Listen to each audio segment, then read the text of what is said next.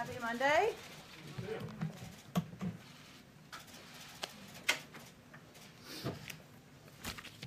Just have a couple of things for all of you at the top.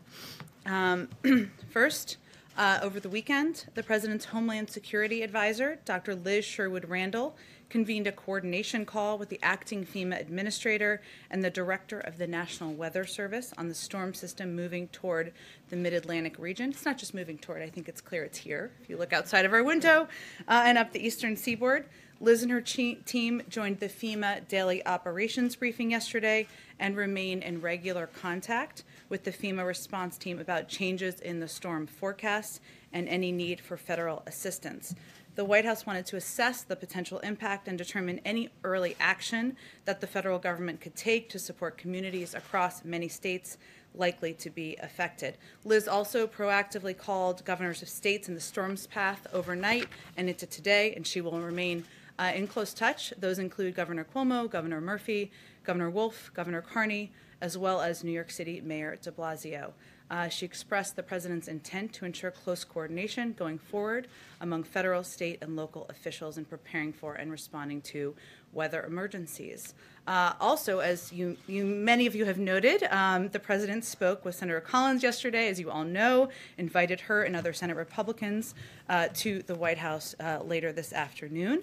This meeting is part of the president and his our administration's close and ongoing engagement with members of both parties and on Capitol Hill and on the American Rescue Package. Throughout those conversations, we've underscored the economic and health challenges that our country faces, issues he will, of course, be reiterating today, and the need to move swiftly to address them with a package that is big enough to get schools safely reopened, give financially struggling families and communities a bridge, and deliver on his promise to speed up vaccine delivery and defeat the virus. It's important to remember that the size of the package was designed with the size of the crisis, dual crises, as we've said, and I wanted to just call out a couple of economists and some economic data that we've seen over the last several days. A new report by the Brookings Institution estimates that with the American Rescue Plan, we could boost GDP by 4% and return our economy to pre-COVID levels by the end of 2021. A separate analysis by Moody's Analytics found that the president's plan would create 7.5 million jobs this year and double our economic growth and return our economy back to full employment 1 year faster. The IMF's chief economist said their preliminary analysis found that the plan could boost U.S. economic growth by 5% over 3 years. A couple of other just updates for you. Just today, the U.S. Conference of Mayors sent a letter to congressional leadership urging them to take immediate action on the American Rescue Plan. This letter was signed by over 400 mayors. I know there's a lot going on, so just wanted to highlight it for all of you. And West Virginia Governor Jim Justice, also a Republican, said in interviews today that he agrees that going big in this moment is critical. And last thing I just want to do before we get to your questions, I often note I'm going to circle back. I hate to disappoint conservative Twitter, but I am going to circle back on a number of things, as we often do directly. But Hurricane Maria funds, which was a question that was asked last week, the president has made clear, the status of them, I should say, that it is a priority for his administration to release this funding. We are working to do so, so that is in process. On the White House fence, which a couple of people asked about, I believe it was on Friday, our goal, the president and the vice president's goal, is for the Secret Service to adjust the perimeter as soon as it makes sense from an overall security standpoint. So we're working closely with them on that, and they are, of course, would be in the lead on that front. And the last piece I just wanted to give a quick update on was there was a question about the White House's support for FEMA's request of troops. We, of course, support a whole of government pandemic response that is catering to the unique issues and needs of our states. FEMA's working in strong partnership with states to get a handle on their needs and accordingly have requested the significant manpower in some cases for this unprecedented pandemic response effort. I expect we'll have more on this as the days continue this week on how they will be utilized. With that, let's go. Darlene, welcome to the briefing room. Oh, I know you've been here many times before, but it's our first engagement here. Go ahead. On the president's meeting this evening with the senators, can you give us a sense of how he views that meeting? Is it going to be negotiating? Is he going to be prepared to counter anything the Republicans might offer? Or is it just a session where you know, they asked to meet with the president, and he's simply giving them an opportunity to voice their concerns? Well, the president has been clear since long before he came into office that he's open to engaging with both Democrats and Republicans in Congress about their ideas. And this is an example of doing exactly that. So as we said in our statement last night, it's an exchange of ideas, an opportunity to do that. This group obviously sent a letter with some outlines, some top lines of their concerns and their priorities, and he's happy to have a conversation with them. What this meeting is not is a forum for the president to make or accept an offer. So I think that's important to convey to all of you. And his view, it remains what was stated in the statement last night, but also what he said on Friday, which is that the risk is not that it is too big, this package, the risk is that it is too small. And that remains his view, and it's one he'll certainly express today. Go ahead, Darlene. So what would you say is more important to the president at this point on this first legislative test? Is it going big or going bipartisan? It seems like you can't have both. Well, I think the president believes we can, and there is historic evidence that it is possible to take a number of paths, including through reconciliation, if that's the path that is pursued, and for the vote to be bipartisan. But it's important to him that he hears this group out on their concerns, on their ideas. He's always open to making this package stronger. And he also, as was noted in our statement last night, remains in close touch with Speaker Pelosi, with Leader Schumer, and he will continue that engagement throughout the day and in the days ahead. Go ahead. You mentioned that President Biden's proposed COVID relief package is designed to be commensurate with the crises. This group of 10 Senate Republicans, what they're offering, as you know, is more than a third less. The top line number, the $600 billion, is more than a third less of that $1.9 trillion that President Biden says he wants. Given that, do you see that as a serious attempt at compromise on their part? Well, I appreciate the opportunity to give more comment on their proposal. I think they put their ideas forward. That's how the president sees it. He felt it was, an effort to engage on a bipartisan basis, and that's why he invited them to the White House today. But his view is that the size of the package needs to be commensurate with the crises we're facing, the dual crises we're facing, hence why he proposed a package that's $1.9 trillion. Does the president plan to invite Democrats into the Oval to have these similar conversations? Well, I can promise you we're less than 2 weeks in. There will be many Democrats in the Oval Office, and I'm sure this is just part of our ongoing effort to engage directly. Well, asking that again in a slightly different way, there are Democrats who see that the first meeting the president is having face-to-face with lawmakers is with Republicans and not Democrats. I guess why is the White House doing that? Are there any specific Democrats you want to call out? No, but it's been talked about. There's concern that Just people talking about it in hallways? Yeah, okay. sure.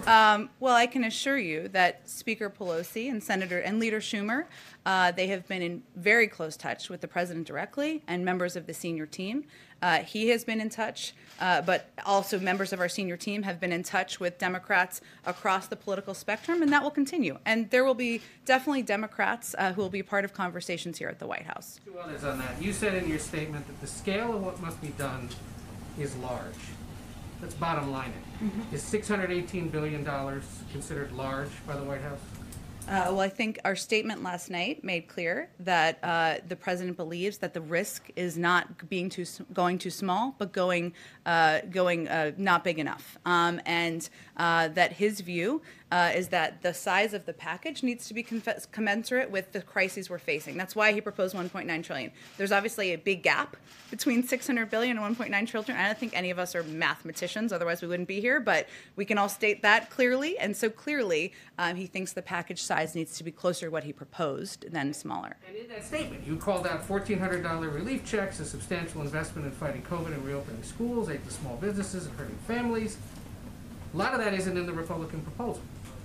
So why have this meeting at all if they're not even going to take seriously what he is proposing? Well, again, Ed, this is an opportunity to exchange ideas, to have a conversation. That's why he invited them over here to the White House. He outlined the specifics of what he would like to see in the package in his speech, his primetime speech just a few weeks ago. And there are some realities as we look to what the American people are going through right now. 1 in 7 American families don't have enough food to eat. right? We're not going to have enough funding to reopen schools. We don't have enough money to ensure that we can get the vaccine in the arms of Americans. So there are some real impacts, which he will certainly reiterate, as he has publicly and privately in many conversations. But they've put forward some ideas. He's happy to hear from them, but he's also feels strongly about the need to make sure the size of the package meets this moment, and feels the American people expect that of their elected officials as well. Can I ask you a question on Burma? Sure. This statement the president just put out, among other things, it says the United States is taking note of those who stand with the people of Burma in this difficult hour. Is that perhaps a message to China? I think it's a message to all countries in the region and countries who will be asked to respond or to consider what the appropriate response will be in reaction to the events that have happened over the past couple of days. Go ahead. Thank you. On Friday, we heard the president come out and say that while he wants to pass this bill with support from Republicans, if we can get it, it has to pass with no ifs, ands, or buts, as he put it. That if we can get it part, should we take that as a sign that the president recognizes he may have to be abandoning his hopes for bipartisanship? I think it's hardly an abandoning of bipartisanship. We're still at a phase where the House and Senate are working through, as you know, from covering Congress, the entire what the process would look like on the budgetary front this week. Senator Leader Schumer and Speaker Pelosi have both said they would also like it to be bipartisan. We'll see what comes out of this meeting today, and if there are good ideas to put forward, we'll put forward them. There's still time to do exactly that. And even if through the parliamentary process that the Congress will decide it moves toward reconciliation, Republicans can still vote for that. And there's certainly precedent of that in the past. You mentioned that the Republicans can still vote for the bill, obviously, even if it's done through reconciliation. But some Republican sources say that's not really bipartisanship. It doesn't satisfy that promise because it's not true compromise. Well, I think that the 1 in 7 American families who can't put food on the table and the teachers who are waiting to ensure their schools have the ventilation, the PPE, the testing they need, they will tell you that they expect their members to meet this moment. And we saw this as a good faith proposal they've put forward, good faith effort to have a discussion. The president's inviting them here in good faith, and we will see where it goes from here. And what's the president's message to senators like Portman and Capito, who will be here today, who have seemed to warn that if you can't get unity on this issue, it's going to be much harder to achieve down the road on other issues? The president is confident that issues like reopening schools, getting shots in the arms of Americans, ensuring people have enough food to eat are not just Democratic issues. He takes his former Republican colleagues at their word, of course, that they're committed to these issues too. And that's why he wants to have the conversation. Go ahead. Thanks, Jen. I want to ask you about Gamestop. Some lawmakers have proposed legislative reforms like restrictions on short selling and financial transactions tax, that the latter of which President Biden supported during the 2020 campaign. So I want to ask you now if the White House would support actions like those to address the situation. Well, as we've noted in here several times before, but I just want to reiterate, obviously this is under the purview of the SEC in terms of their review and monitoring. But this is there is an important set of policy issues that have been raised as a result of market volatility in recent days, and we think congressional attention to these issues is appropriate and would welcome working with Congress moving forward as we dig into these further policy issues. But I don't have anything further to predict for you other than we certainly welcome the opportunity to work with members who have proposed ideas. Has there been any direct engagement with those members so far on what they proposed? I don't have anything to read out for you on that front. Obviously, we're engaged at a variety of levels every day with a range of offices on a number of issues. But I don't have anything more for you on that. And then lastly, one more on this, sorry. So there's no confirmed members right now on the Financial Stability Oversight Council, and is it the White House view that that lack of officials in place is affecting your administration's approach to this situation? Well, again, the SEC is looking carefully at recent activities, and if they're consistent with investor protection and fair and efficient markets, that's where we think the purview is and the focus is at this point in time. Go ahead. If I can ask one follow-up on the meeting with the Republicans and then a follow-up on the Sure. Burma question as well. What is the timeline that the president sees for these negotiations to end? How urgent is this if these benefits are going to end in the middle of March how much time is there to have these types of meetings, as you say, with Democrats and others that may want to take part? It's incredibly urgent, and as you noted, there is, there are timelines coming up, I should say, in terms of when the Americans who are applying for unemployment insurance will no longer be able to get access. As I noted earlier, 1 in 7 American families can't put food on the table. We need to plan for how we're going to get more vaccines in the arms of Americans. We need to have funding to help public schools have the preparations needed to reopen. So there is urgency. This is what the president is spending his time on, as evidenced by the meeting later today, and what the majority of our senior team is focused on at this moment. But there is still time to make changes, to continue to have a discussion, and that's why we're kind of escalating the number of meetings and engagements we're having through the course of this week. On Burma, if I can, on the president's statement that he put out, he says the reversal of progress will necessitate an immediate review of our sanctions laws and authorities, followed by appropriate action. Is the appropriate action related solely to sanctions, or what other type of response may be on the table? Well, I think that's why that was called out in the president's comments. As you know, we removed sanctions, the United States, I should say, removed sanctions on Burma over the past decade based on progress toward democracy. The reversal of that progress will necessitate an immediate review of our sanctions laws and authorities, followed by appropriate action. So that's why he called it out. I don't have any additional steps beyond that to predict for you at this point in time. Go ahead. Some Democrats are hoping to repeal the $10,000 cap on state and local tax deductions in the COVID bill. Does the president support those insertions? And more broadly, does he support a general repeal of that deduction? The president supports Democrats and Republicans putting good ideas forward and having a discussion about them and determining how we move forward with urgency to get this plan passed. But I'm not going to negotiate from here. Senator Manchin was a little upset with some comments the vice president made on a local television show. Has the White House reached out to him in any way to kind of clear the air? We've been in touch with Senator Manchin, as we have been for many weeks, and will continue to be moving forward. And not only is he a key partner to the president and to the White House on this package, but on his agenda, and we will remain in close touch with him. Last question on Burma. In regards to Myanmar, what, if any, efforts are being made to coordinate a response with allies such as Japan, EU, and Britain? And has there been any contacts with China to discuss the situation? We have had intensive consultations at multiple levels with allies and partners in the region and around the world. I would expect many of those would come through the State Department, so I'd certainly refer to them for more specifics. Hans. Yeah, if I could just follow Burma. In your statement last night when you said you might take action, you referred to it as Burma and Myanmar. Mm-hmm. And in the president's statement just now, he only uses Burma. Is that indicative of a formal shift of the United States government on how we are to refer to that Southeast Asian country? Well, our official policy is that we say Burma, but use Myanmar as a courtesy in certain communications.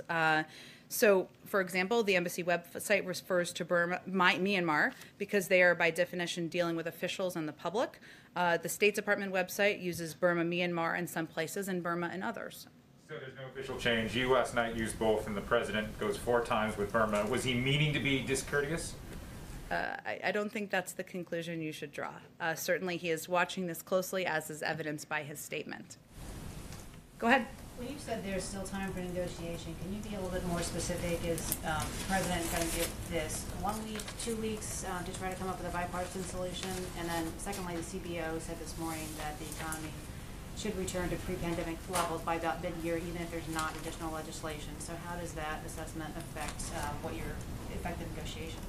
So on the first, I'm not going to give a deadline here other than to say that it is urgent we move forward for all the reasons we've already been discussing, including the need to ensure families can put food on the table, the need to ensure we have time to plan for getting schools the necessary funding to reopen, the need to ensure we can get vaccines in the arms of Americans. Clearly, there's urgency. As you know, and as many of you know who cover Congress, there's a process that's ongoing this week. There's still some time here as that process works its way through for changes to be made. So that was what I was referring to. On the second question, sorry, can you repeat the second question one more time? The CBO, their projection this morning that the economy is going to return to pre-pandemic size by the middle of the year, and that's without any additional stimulus? Well, the president's plan, as we've been discussing in here, was designed to achieve certain basic goals. Getting shots in the arms of Americans, helping the 1 in 7 families who are going hungry, and the nearly 7 million Americans who are facing possible eviction during a pandemic.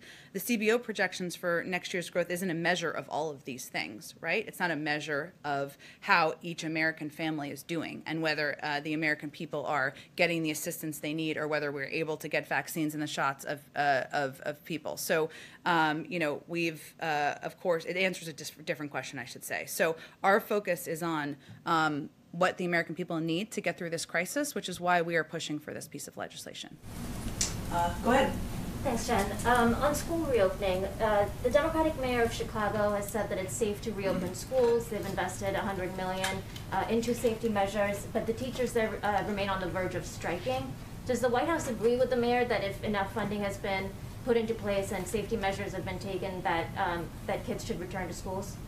Well, let me first say the president has enormous respect for Mayor Lightfoot, and he has also been a strong ally to teachers his entire career. Of course, as you know, Dr. Biden, his wife, is a teacher, so even in his home. He trusts the mayor and the unions to work this out. They're both prioritizing the right things, which is ensuring the health and safety of the kids and teachers and working to make sure that children in Chicago are getting the education they deserve. So he is hopeful, we are hopeful, they can reach common ground as soon as possible. Does the White House have a role to play here, though, with Chicago and other cities in terms of mediating these negotiations and getting kids back to school? We certainly remain in touch with a range of parties, but again, we hope that they can come to common ground soon. And just lastly, on the overall COVID relief package, in terms of understanding what the White House means by bipartisan, would you consider a bill bipartisan if it doesn't have any Republican support in Congress, but it has support among Republican voters? Well, I think you touched on an interesting point, which is that 74% of the public, according to recent polls, supports this package and the key components of this package. Democrats and Republicans. We just saw the Republican governor of West Virginia come out earlier today and advocate for a big package. So, when the president talks about unifying the country and bringing the country together, he's not suggesting that he is going to make one party out of the Democratic and Republican parties in Congress. But he is meeting with Republicans today, 10 Republicans who have sent this letter, because he feels they made a good faith effort to put the top lines of a proposal forward, and he wants to have that engagement and encourages that sharing of ideas. So I don't think it's an either or, but I think it's a both, and we certainly feel that the components that are in this package are the basis of what should garner bipartisan support. Based on the polling you cited, if there's not enough Republican support in Congress, would that be considered bipartisan based on the measures he's setting for himself? I will let you be the judge of that. Go ahead. Thank you very much, Jen. I have a question for one reporter who couldn't be here because of social distancing. This is a question from Cleve Woosen from the Washington Post. What kind of preparations went into Vice President Harris's interviews with West Virginia stations last week? I'm not sure what your question is. What preparations went into Vice President Harris's interviews with local stations? Like, how did your team prepare her, or can you be more? Was it part of a larger White House strategy to put pressure on politicians in West Virginia? Our focus, the bottom line is our focus is communicating with the American people about how the American Rescue Plan can help put food on the table, can help ensure we can get vaccines in the arms of Americans, and help send kids back to school. That's our overarching objective with all of the communications we do. After Senator Manchin's criticism of that interview, did President Biden personally speak with Senator Manchin? As I noted before to an earlier question, we're certainly in touch with Senator Manchin and his team, as we have been for some time and will continue to be, and he's an important partner as we look to move forward on this package and, of course, all of the president's agenda. And I have a question about the meeting with Republican senators today. The proposal that they put forward would take the over $300 billion in aid to states and local governments that Biden has put forward and zero that out? There would be no aid in their proposal to state and local governments. Is that a non-starter for President Biden? I mean, can he even move forward with a proposal like that? Well, there is a reason that that funding was in the initial proposal, including, sometimes the definition of calling it state and local means people don't know what it means, right? It is, and I'm not suggesting you're doing that. We've probably shorthanded it too. That is funding for firefighters, for, local communities, for enabling them to help get through this period of time. I'm not going to outline for you what the red lines are from the podium when there's discussions that are ongoing. But again, the reason that each component was put in the package was because economists, health experts, many that the president and others consulted with felt there were essential components to help get the American people through this period of time. Can I follow up on that state and local? Sure. Republicans are pointing to a J.P. Morgan report that most states haven't had a drop in tax revenues, and some states have seen an increase in tax revenues as an example of why that state and local tax relief or state and local relief isn't needed in this latest package. Well, again, I think our objective is to focus on not J.P. Morgan reports, but what state, local governments and others are telling us they need to ensure that the people in their districts, the resources in their districts, the people who are making government function in their districts have the funding and resources they need. Go ahead. Hi, Mish. Hi, how are you? Two questions. The first is, does the president support House Democrats moving forward with the process of reconciliation today? There's some reporting that they're waiting for the guidance from the White House. The president, as was noted in the statement last night, is grateful for the urgency and the pace at which they're moving. And as you know, this process can take a little bit of time. But he certainly supports them moving forward to move a package ahead. But again, the process through the mechanics through which they move is up to them. He's leaving it up to them, and he believes that there is still room for bipartisan support for this package, which is why he's having this meeting today, and why he'll remain very engaged himself, and why he's asked his senior team to remain very engaged in the days ahead. Follow-up to that with reconciliation, is there a timeline that this White House is looking at as, okay, now we have to move forward with reconciliation? You keep talking about how urgent it is. I'm wondering if there's a deadline in the White House's mind or in the president's mind to say, okay, we have to move forward at this date?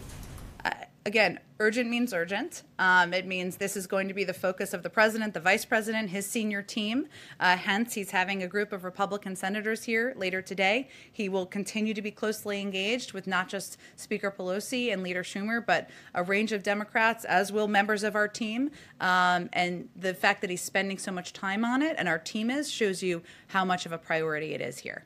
I asked you about COVID. I know there was a COVID briefing today, but one statistic that really stood out to me, and probably to a lot of Americans, is about 47% of vaccinations are coming in with racial data. That means more than 50% don't have racial data. I'm wondering if the president has a fix for that, if there's a legislative or a policy change that's going to be made, because I'm wondering how you ensure that the vaccine is given equitably if you don't know who's getting it. Well, first, the racial disparities and the impact of this pandemic are not lost on the president, and that's one of the reasons he asked Dr. Marcela Nunez-Smith, who was, of course, part of the briefing this morning, to lead this task force, and why he campaigned on the need for a response rooted in addressing the disproportionate impact on communities of color. There are a couple of steps that we are taking substantively. One includes standing up and supporting additional venues for vaccinations targeted at reaching those at the highest risk and the communities hardest hit by this pandemic. So going into communities and meeting people where they are and not expecting every community to go out and seek and search where they can find the vaccine. Meeting with states to discuss their plans for ensuring equitable vaccine distribution and offering assistance in achieving that goal. So as you all know, and we've talked about it in here, governors are obviously overseeing the distribution and efforts to ensure that the vaccine is getting into communities across the country. We are closely engaged with them and looking for ways to help assist in that front and think strategically and creatively about how to do that. And we're also working with CDC to identify and explore ways to urgently improve the quality of vaccination data reporting by race and ethnicity. There's no question it's not the level that we need it to be at. Is there like directive that's going to happen, or is there a message to the people that are giving out the vaccines? We need this data. I just wonder how that actually gets changed on the ground level. Is it a I don't know if it's a presidential memorandum or a policy change. I'm just wondering if someone walks into CVS, how does that person taking their data say, yes, the White House needs me to get this data from this person? Well, again, equity is essential and a priority in everything we do, including addressing COVID and the pandemic, which is the president's top priority. I would certainly defer to our health and medical experts, who I know spoke to this a bit this morning, and I think Dr. Marcela Nunez-Smith will be out more in the next 24 hours or so, talking more about steps we can take on this front. Go ahead. I have a follow-up to Anisha's great question about reconciliation, and it's that the Senate Republican leader Mitch McConnell back in 2017 famously said, winners make policy, losers go home. Given that, why shouldn't President Biden be as tactically ruthless as Republicans have been in pushing priorities that he champions? Well, I think the president has been clear that he is encouraged by the pace and the rapid pace, I should say, that Speaker Pelosi and Senator Schumer are moving this package forward at. At the same time, as you know, there is time because this process can take a bit to make changes as needed, and he wants to be a part of those conversations. Hence, he invited Republicans to do that exactly here today. I can't speak to Senator McConnell's role or commitment or point of view or anything. He's certainly not asking me to be a spokesperson, Lord knows. But, President Biden ran on a commitment of course, unifying the country, but also of hearing from all sides and engaging and having an opportunity to have discussions. And today is part of doing that. And quickly, can I circle back, to use that phrase, to a question I asked during the transition? Anyone can steal it. Just means you have to get back. So I'll circle back to this. Has the White House made a determination about whether it will continue to extend the privilege of intelligence briefings to former President Trump, given the concerns among some Democrats that he'll either misuse it or leverage it to enrich himself? Mm-hmm. This is a good question. I've raised it with our intelligence teams, or our national security team, I should say. It's something, obviously, that's under review, but there was not a conclusion last I asked them about it, but I'm happy to follow up on it and see if there's more to share. Go ahead in the back. Right, thank you, Jen. Last Friday, a few dozen men from the white supremacist group Patriot Front were filmed marching on the National Mall toward the Capitol. What is the administration's latest threat assessment on white supremacist groups like this coming to Washington? Is the threat seen as increasing? Well, I think the fact that there was a tasking done through our national security team on domestic violent extremism that is going to review all activity that could pose a threat, including the activities of white supremacists, tells you what a priority is and tells you that we believe that there is more that needs to be done and a greater assessment. So that review is ongoing. As soon as it's concluded, I'm sure we'll have more to share with all of you about our view at this point in time. Go ahead. Thanks, Jen. Just a bit of a housekeeping matter, since the Senate delayed its confirmation vote on Alejandro Mayorkas, does that mean that the immigration rollout that you guys have linked to that confirmation is going to be pushed back as well? Well, we are certainly hopeful he will be confirmed tomorrow, and we have every intention of moving forward tomorrow with the immigration executive actions that we have discussed in here a bit. Go ahead in the back. Thank you. Last week, a statue of Mahatma Gandhi was desecrated, vandalized in the city of Davis in California. There's outrage among the Indian Americans, others followers of Gandhi in this country. Does the president knows about it? Does he has any thought? And this for the third time this has happened in this country in last 1 year. Last 2 times it happened in this city itself, in Washington, D.C. Well, we certainly would have concern about the desecration of monuments of Gandhi, and that's certainly what we would express. Were you sorry, what was the last part of the question you were asking? Does the president knows about it, and what are his thoughts on it? If there's more to share on the president's point of view on it, I'm happy to get back to you on that, but certainly we would, condemn that desecration and watch it closely. Follow up on Burma, logistic question. Do you recognize the new army leadership in Burma, or you don't recognize that a legitimate government in Burma? Well, I think our statement makes clear what our view is on the events of the last few days and where we stand with the declared new government. As you know, President Trump has been barred from a lot of social media sites. Just curious whether you think his absence has made your job any easier or the White House's job any easier as it kind of goes forward on these COVID negotiations. In what way? Well, he created a lot of noise, right? He would have certain gravitational pull with Republicans who may be more inclined to take a harder position. Wonder if that's been anything that you guys have thought about or kind of considered. This may be hard to believe. We don't spend a lot of time talking about or thinking about President Trump here. Former President Trump, to be very clear.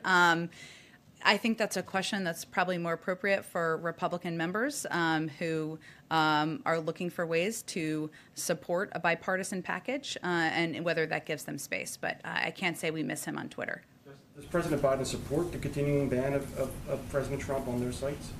I think that's a decision made by Twitter. We've certainly spoken to, and he's spoken to, the need for social media platforms to continue to take steps to reduce hate speech, but we don't have more for you on it than that. Particular way that the president is trying to keep touch with basic everyday Americans, such as getting a sampling of letters that are sent to him, as some past presidents have done, especially as it relates to the pandemic. That's such a good question. You know, he is looking to remain engaged. It's hard when we haven't done any travel yet, and we're certainly hoping to do that at some point in time to engage with Americans more directly. I don't have anything specific. He does receive, of course, letters. It takes some time for them to come in. As you know, they kind of go through a process once they arrive at the White House. That's something he's eager to have access to. Obviously, there's also many ways to provide feedback or input to the White House, which he's eager to receive too. But let me see if I can get more detail for you on that. Go ahead, Darlene. Another housekeeping question. Do you know if all 10 senators are coming to the meeting this evening? It's a great question. Are they all coming? I don't have a official manifest, but we will venture to circle back with all of you on that after the briefing. And if I can ask another one on Burma. The president's statement that just came out, he's calling on the international community to come together in one voice to press the Burmese military to reverse what they've done. But do the events at the Capitol on January 6th make it harder for the United States to be part of this international community that he's calling on?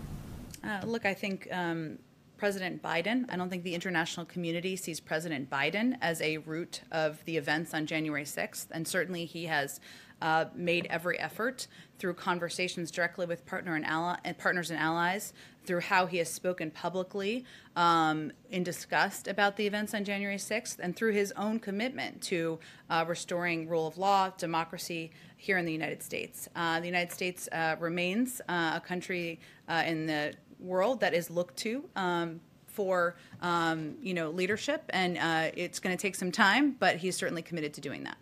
Thank you.